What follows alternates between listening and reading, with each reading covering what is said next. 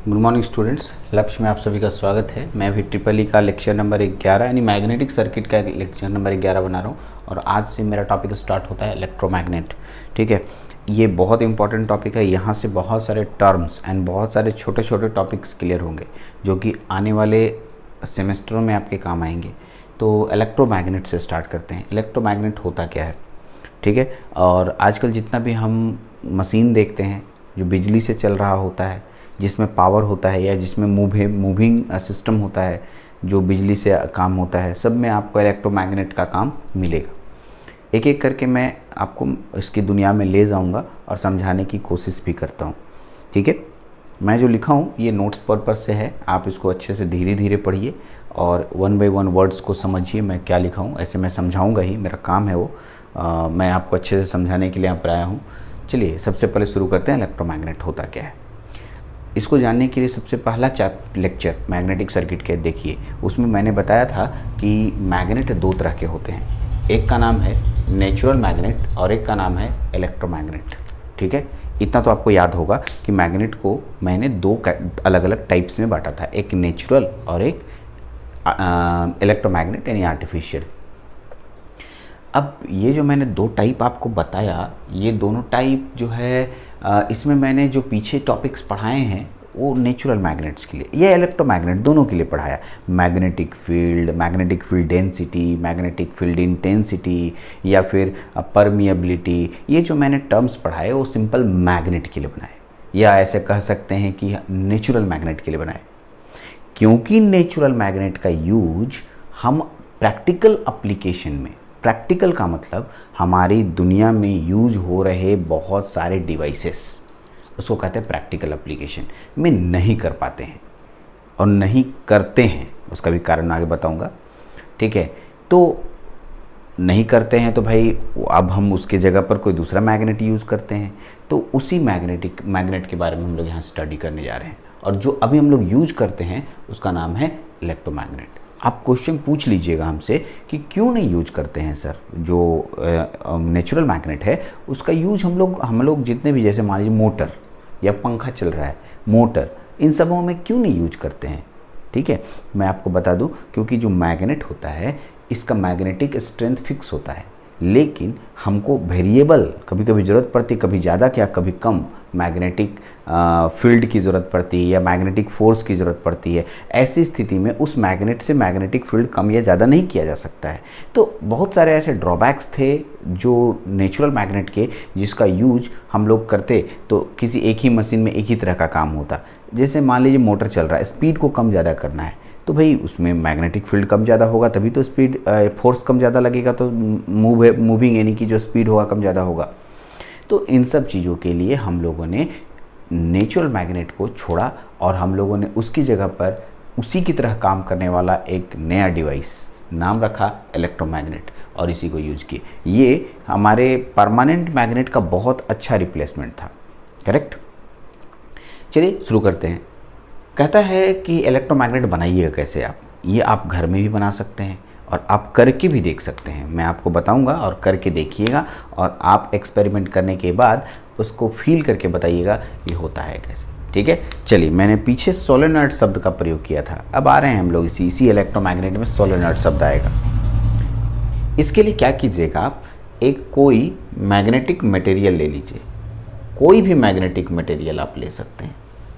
ठीक है, ये मैंने एक पाइप ले लिया या एक कोई मैग्नेटिक रॉड ले लिया, लोहा, कांटी समझते हैं, मैग्नेटिक मटेरियल आयरन, कांटी ले लिए, यही कांटी है, नेल। ठीक, अब आइए मैं एक कंडक्टर लूँगा।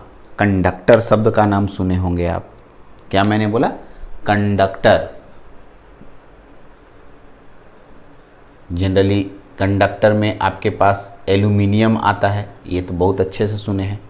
दूसरा कॉपर आता है, एयू आता है, एजी आता है। ये दोनों अवेलेबल नहीं हो पाएगा, इसका कारण ये है कि ये महंगा होता है। लेकिन कॉपर और एल्यूमिनियम ये कंडक्टर बाज़ार में अवेलेबल है। इन कंडक्टरों का तार ले लीजिए, तार, वायर, करेक्ट, हाँ, वायर लेकर इस पे लपेट दीजिए। देखिए यहाँ से मैं ले गया, इस तरीके से लपेटा, इस तरीके से लपेटा, इस तरीके से लपेटा। देखिए मैं लपेट रहा हूँ, लपेटते होंगे तो इसी तरीके से गोल गोल आता होगा आपके पास, है ना, ऐसे ही आता होगा आपके पास गोल गोल ऐसे, ठीक है, ऐसे। ऐसा लग रहा होगा कि मैं इसके ऊपर ऐसे क्वाइल के रूप में लपेटा। जब गोल गोल लपेट देते हैं तो इसे क्वाइल नाम देते हैं। क्या नाम देते हैं? COIL, coil. देखते नहीं, आप बोलते हैं हीटर का क्वाइल जल गया, ठीक है, या मोटर का क्वाइल जल गया। क्वाइल क्यों बोलते हैं हम लोग? क्वाइल इसलिए क्योंकि वो गोल गोल गोल गोल लपेटा रहता है, ठीक है। और कितनी बार लपेटा रहता है वो जो बनाया है वही जानता है। आप भी काउंट कर सकते हैं, क्योंकि इसकी संख्या, निश्चित संख्या कितनी बार होगी इस पर बहुत कुछ निर्भर करेगा, जो कि आगे मैं पढ़ाऊँगा। यहाँ तक बात समझ गए होंगे आप, अच्छे से समझ गए होंगे, मान के चलते हैं। अब हम लोग पढ़ रहे हैं इलेक्ट्रोमैग्नेट। इलेक्ट्रोमैग्नेट कैसे बनाया जाता है ये समझ रहे हैं। तो ये सबसे पहले मैंने लिया एक मैग्नेटिक मटेरियल। ये जो मैंने लिया है इसका नाम है मैग्नेटिक मटेरियल, ठीक है। दूसरा, इसके ऊपर मैं कंडक्टर से लपेट दिया। कंडक्टर चाहे एल्युमिनियम लीजिए या कॉपर लीजिए, जो अवेलेबल हो आपके पास।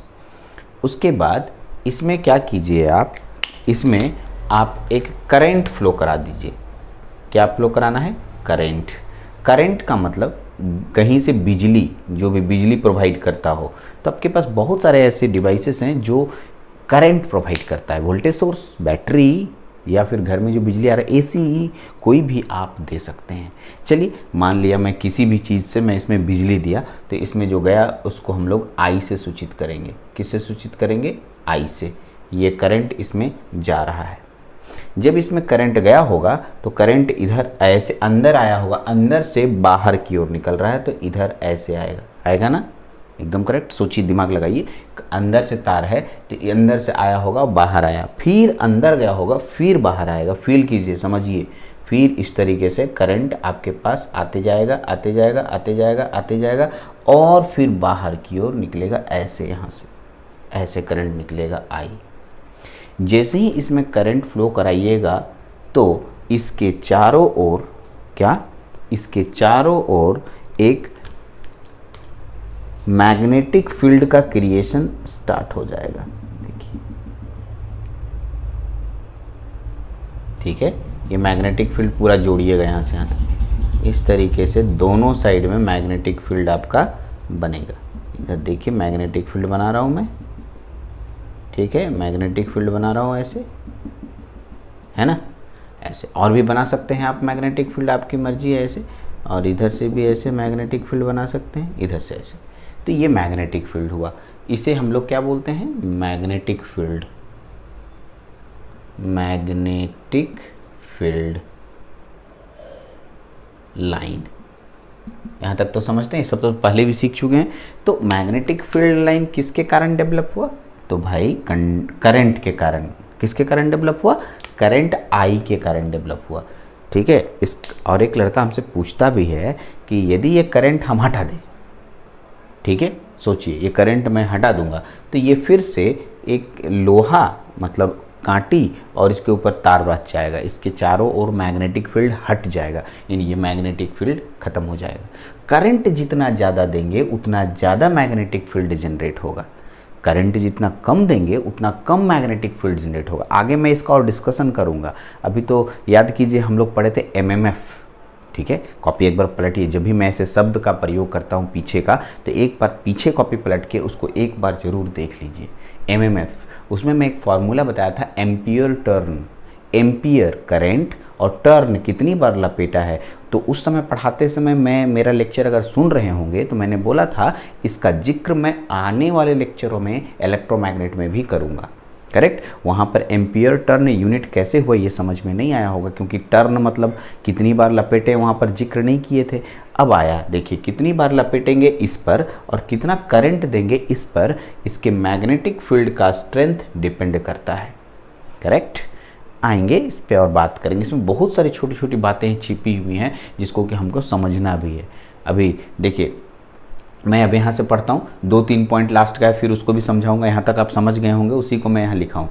Till now we have restricted, till now मैंने अब तक, वी हैव रिस्ट्रिक्टेड मतलब हम लोग को रोक दिया गया था, ठीक है, हम लोग रुके हुए थे, our discussion to only the natural magnet. यानी हम लोग को अभी तक जितना हम लोग लेक्चर पढ़े उसमें हम लोग को ये बांध भारतीय सर खुद बांध दिए थे कि भाई नेचुरल मैग्नेट पढ़ो, सिर्फ नेचुरल मैग्नेट, बाद में पढ़ाएंगे यानी इलेक्ट्रोमैग्नेट को, ऐसा हम भी बोलते थे, यानी हम लोग को रोक दिया गया था। लेकिन अब समय आ गया है कि इलेक्ट्रोमैग्नेट पढ़ा जाए, ठीक है, वही लिखें now, but now we extend it, हम लोग इसको और आगे पढ़ना चाहते हैं, to the other type of magnet called the electromagnet. अब हम लोग इलेक्ट्रोमैग्नेट की दुनिया में इंटर करने जा रहे हैं, आगे बढ़ते हैं। Whenever, जब कभी, an electric current passes through a conductor or a coil, जब किसी coil में इलेक्ट्रिक करंट पास किया जाता है किसी कंडक्टर में या coil में, ये coil बना हुआ है, जब किसी चीज़ में लपेटिएगा तो coil बन जाएगा और उसमें क्या देना है, करंट फ्लो कराना है, ठीक है। ओके, क्या लिखा, Whenever an electric current passes through a conductor or a coil, a magnetic field get developed, इसकी चारों ओर मैग्नेटिक फील्ड डेवलप हो जाता है, आ जाता है, ठीक है, across it, and the coil start acting as a electromagnet, तब इसे हम लोग इलेक्ट्रोमैग्नेट कहने लगते हैं। अब सोचिए, इसमें करंट नहीं दे रहे थे तो ये ऐसे जस के तस था, लेकिन जैसे ही हम करंट देने लगे, करंट का मतलब करंट इलेक्ट्रिसिटी को कहते हैं, और देने के बाद इसके चारों ओर क्या बन गया, मैग्नेटिक फील्ड। इसमें दो प्रॉपर्टी आया, आपने इलेक्ट्रिसिटी दिया और इलेक्ट्रिसिटी देने से इसमें मैग्नेटिक प्रॉपर्टी आया, तो दोनों को मिला दीजिए, इलेक्ट्रिसिटी प्लस मैग्नेटिज्म, तो बन गया भाई इलेक्ट्रोमैग्नेटिज्म, यहीं से आता है इलेक्ट्रोमैग्नेट। और इसको अब हम इलेक्ट्रोमैग्नेट कहेंगे। आगे, if the coil is wound on a piece of some magnetic material, wound का हिंदी होता है लपेटना, करेक्ट, ठीक है, on a piece of some magnetic material, then that piece will start acting as an electromagnet. जब किसी टुकड़े में यानी मैग्नेटिक मटेरियल के टुकड़े में कोई तार को, कंडक्टर को लपेटा जाता है, ठीक है, और उसमें करंट फ्लो किया जाता है, तो वह टुकड़ा एक इलेक्ट्रोमैग्नेटिक की तरह व्यवहार करता है। यहाँ तक क्लियर है? यहाँ तक में कोई प्रॉब्लम नहीं होना चाहिए, मैं कोशिश कर रहा हूँ कि कोई भी आपको दिक्कत ना हो। ये सब अपने लैंग्वेज में से बनाया हुआ है, किसी किताब से लिखा हुआ नहीं है कि हाँ लिख रहे। अब मैं अपना भाषा यूज करता हूँ, जिसका जितना तरीके से अंग्रेजी मजबूत हो उतना अच्छा लिखता है, जितना कमज़ोर तो कोई घर इससे प्रॉब्लम नहीं। धीरे धीरे आप अंग्रेजी भी अच्छे से सीखने लग जाइएगा। मैं आप इस बात को ध्यान रखिएगा कि तीसरे सेमेस्टर जाते जाते आपको अंग्रेजी में कहीं परेशानी नहीं आएगी। अभी आपको डर ज़रूर लगता है, लेकिन थोड़ा पेशेंस रखिए और पढ़ते रहिए। मेरे से आप पूछिएगा कि तीसरे सेमेस्टर में आपको अंग्रेजी में कोई परेशानी ही नहीं होगा। तीसरे सेमेस्टर तक थोड़ा ध्यान दीजिए बस। इट इज़ इंटरेस्टिंग, वर्ड सुनिए, मैं अपने मन से बनाया। इट इज़ इंटरेस्टिंग, यह एक बहुत ही अच्छा बात है, इंटरेस्टिंग बात है, to know that electromagnet loses its magnetic property as soon as current passing through the coil reduces to zero. कहना ये चाह रहा है, एक इंटरेस्टिंग बात इसमें बताता है, जैसे नेचुरल मैग्नेट में कुछ भी करो उसमें मैग्नेटिक प्रॉपर्टी नहीं हटता था। मान लो ये मैग्नेट है, थोड़ी देर बोले इसमें भाई इसमें से तुम मैग्नेटिक प्रॉपर्टी हटा दो, हटता था नहीं, जिंदगी भर तक इसे मैग्नेटिक प्रॉपर्टी रहेगा। लेकिन इलेक्ट्रोमैग्नेट का खास बात, करंट देंगे तो मैग्नेट बनेगा, करंट नहीं देंगे तो मैग्नेट नहीं बनेगा, ठीक है। यानी मैग्नेटिक प्रॉपर्टी करंट पर निर्भर कर रहा है, इसमें करंट से ही सारा इलेक्ट्रोमैग्नेट का निर्माण हो रहा है। कहता है कि यदि मैं करंट हटा दूं, ठीक है, रिड्यूसेस कर दूं, तो इसमें जो मैग्नेटिक प्रॉपर्टी होगा वो खत्म हो जाएगा, लूजेज इट्स मैग्नेटिक प्रॉपर्टी। जब इसमें हम लोग करंट इसमें रिड्यूस जीरो कर देंगे, करंट को एकदम खत्म कर देंगे, जीरो कर देंगे, तो इसमें मैग्नेटिक फील्ड एकदम जीरो हो जाएगा। The flux density of electromagnet is controlled by controlling the magnitude of current. मान लीजिए करंट का मान ज़्यादा दे दिए, ठीक है, तो ज़्यादा मैग्नेटिक फ्लक्स निकलेगा, ठीक है। करंट का मान ज़्यादा देंगे तो एमएमएफ ज़्यादा बनेगा बस सर। एमएमएफ क्या पड़ेगा, एम्पियर इनटू टर्न। जितना ज़्यादा करंट उतना ज़्यादा मैग्नेटिक फ्लक्स का जनरेशन होगा और वो उतना स्ट्रॉन्ग मैग्नेट की तरह व्यवहार करेगा, करेक्ट। जितना कम करंट उतना कम मैग्नेटिक फील्ड जनरेट होगा और उतना कम इलेक्ट्रोमैग्नेट, उतना कम मतलब मैग्नेटिक फील्ड जनरेट करेगा, ठीक है। इसका मतलब है कि फ्लक्स डेंसिटी जो हम लोग पीछे पढ़े वो इलेक्ट्रोमैग्नेट में फ्लो हो रहे करंट के मैग्नीट्यूड पर निर्भर करता है, करेक्ट। हाँ एकदम सही समझ रहे हैं। आइए लास्ट पॉइंट, ये लास्ट पॉइंट अभी तक मैंने नहीं समझाया है, ये लास्ट पॉइंट, फिर अगले लेक्चर का शुरुआत आ जाएगा। मतलब अगला लेक्चर में जो मैं बताने वाला हूँ उसके लिए मैं ट्विस्ट डाल दिया यहाँ पर इस पॉइंट में। अब एक बात सोचिए, दिमाग आपके पास तो है ही, मान के चलेंगे, क्योंकि आप अब इंजीनियर बनने चले हैं, धीरे धीरे दिमाग को डेवलप करना ज़रूरी है आपको। तो अब सुनिएगा, कहता है कि एक स्टूडेंट मेरे से बोला, सर ये जो करंट फ्लो कराए कॉइल में, तो ये तो इलेक्ट्रोमैग्नेट बन गया। इलेक्ट्रोमैग्नेट बन गया इसका मतलब इसमें मैग्नेटिक की पूरी प्रॉपर्टी है। बोले हाँ, इसमें पूरी प्रॉपर्टी है। आप बोल रहे हैं सर इसमें मैग्नेटिक फ्लक्स निकल रहा है। हम एकदम निकल रहा है। तो वो हमको बताया, देखिए सर थोड़ी देर 2-4 लेक्चर पहले आप ऐसा ही पढ़ाए थे कि जब किसी भी बॉडी से मैग्नेटिक फ्लक्स लाइन निकलता है, ठीक है, तो आप बताए थे कि किसी एक साइड नॉर्थ पोल होता है और एक साइड साउथ पोल होता है। हमने एकदम बताए थे। तो सर इसमें भी तो मैग्नेटिक फ्लक्स लाइन निकल रहा है, तो किसी एक जगह से निकल रहा होगा और किसी एक जगह जाके समाप्त हो रहा होगा। अब ये डिसाइड करके बताइए कि यहाँ से निकल रहा है कि यहाँ से निकल रहा है। कहीं पर मेंशन किए हैं हम? नहीं ना, डायरेक्शन मेंशन नहीं किए हैं। किधर नॉर्थ पोल है, कहाँ पता चल रहा है? मैग्नेट में तो पता चल जाता है आपके रिपल्सन अट्रैक्शन से, यहाँ कहाँ पता चल रहा है? ये तो सिंपल लोहा है। अब करंट ऐसे फ्लो कराए तो ये नॉर्थ होगा कि साउथ होगा, ये डिसाइड नहीं किए हैं अभी तक। अब क्वेश्चन पूछेगा क्या ऐसा डिसाइड हो सकता है, तो हम आंसर देंगे हाँ हो सकता है। तो इसी को हम लोग अभी तक मैंने नहीं बताया है कि किसी भी इलेक्ट्रोमैग्नेट में नॉर्थ पोल और साउथ पोल कैसे डिसाइड करते हैं। तो अब इसके लिए थोड़ा इंतज़ार करना होगा, बहुत ज़्यादा नहीं, अगले लेक्चर का इंतज़ार करना होगा। हम लोग राइट हैंड थंब रूल नहीं पढ़े हैं, बहुत सारी चीज़ें आप सीखे नहीं हैं, अभी तो हम लोग शुरुआती दुनिया में एंटर किए हैं। तो अभी आपको मैंने जो पढ़ाया, देखिए आपके बोर्ड पे पूरा का पूरा इलेक्ट्रोमैग्नेट है, पूरा का पूरा इलेक्ट्रोमैग्नेट को मैंने अभी समझाया। और इस इलेक्ट्रोमैग्नेट की दुनिया में मैंने इस कॉइल वाले के बारे में, कॉइल के नॉर्थ पोल साउथ पोल के डिसाइडिंग के बारे में वो बताया, और आगे के लेक्चर में बताऊंगा बोला मैंने, एक ट्विस्ट दे दिया क्वेश्चन। अब आप सोचिए, अगला लेक्चर जाने से पहले, वीडियो तो मिल जाएगा, लेकिन अगला लेक्चर जाने से पहले आप पहले अपने से सर्च कीजिए कि एग्जैक्टली भारती सर ने जो बताया कि सर इसमें नॉर्थ पोल और साउथ पोल किधर होगा, कैसे डिसाइड करते हैं नॉर्थ पोल साउथ पोल। ठीक है, खुद सोचिए, अगर आप सोच पाइएगा तो मैं बताऊंगा। ठीक है, इसमें मैं हिंट कर देता हूँ, राइट हैंड थंब रूल का नाम सुने होंगे, है ना? राइट हैंड थंब रूल का नाम सुने हैं, एकदम सुने हैं, है ना? तो इसी राइट हैंड थंब रूल के उपयोग से मैं आपके नॉर्थ पोल और साउथ पोल का डायरेक्शन बताऊंगा। ठीक है, जैसे ही हम नॉर्थ पोल साउथ पोल बोल दिए, हम राइट हैंड थंब रूल बोल दिए, एक लड़का बोला अरे सर आप तो गलत बता रहे हैं। हमारे टीचर जो 10 क्लास में थे वो बोले थे कि जब किसी स्ट्रेट कंडक्टर, ये कंडक्टर है, तार है, स्ट्रेट कंडक्टर में करंट फ्लो कराइएगा, क्या फ्लो कराइएगा? करंट, तो इसके चारों ओर चुंबकीय क्षेत्र का निर्माण होगा। ऐसा हम लोग को पढ़ाए थे सर। और इस चुंबकीय क्षेत्र का डायरेक्शन क्लॉकवाइज होगा कि एंटी क्लॉकवाइज होगा, इसका निर्धारण राइट हैंड थंब रूल से होता है। वो ये ऐसा बताया हमको, लेकिन हम तो दूसरा बात बता रहे हैं। हम तो बता रहे हैं आपको कि इस कॉइल में नॉर्थ पोल साउथ पोल के डायरेक्शन के लिए हम कौन सा यूज करेंगे? Right hand thumb rule. ये तो नाम सुने हैं। अब मैं कन्फ्यूज़न ला दिया ना आपको, तो अब अगले लेक्चर का इंतज़ार कीजिएगा। ऐसे ही आप कन्फ्यूजन को ध्यान दीजिए और समझिए। मैं अगले लेक्चर में बताऊंगा कि राइट हैंड थंब रूल यहाँ भी काम करता है और यहाँ भी काम करता है, कैसे यहाँ north pole south pole decide करते हैं और यहाँ कैसे मैग्नेटिक फील्ड का डायरेक्शन डिसाइड करते हैं।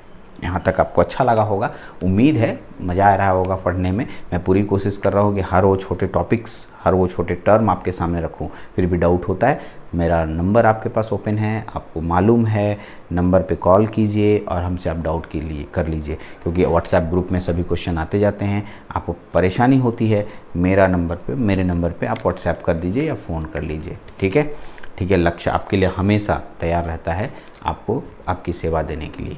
चलिए, तो इस लेक्चर में इतना ही रखते हैं। लेक्चर नंबर 12 आपके लिए इसी बात पे पूरा बात निर्भर करेगा। ठीक है, आगे फिर बात करते हैं। Thank you very much.